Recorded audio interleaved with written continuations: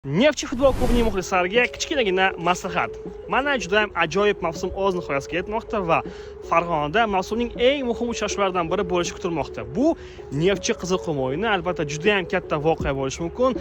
Farg'onaning Neftchi jamoasi 24 yildan keyin va nihoyat yana bir marta chempion bo'lishi mumkin. Shu bois bittagina maslahat bermoqchiman, hurmatli Neftchi muxlislari. Iltimos stadionga vohliroq keling.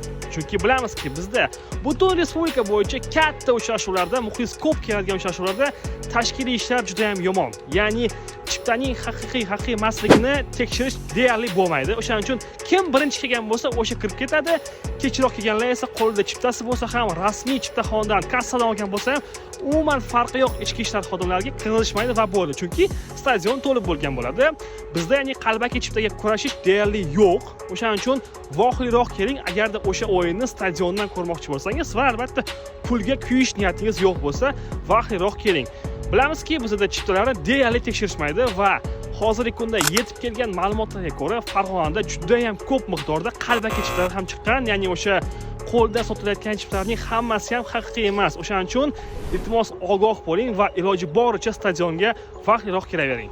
Neftchiga esa omad va albatta chempionlikni rasmiylashtirish nasib qilsin.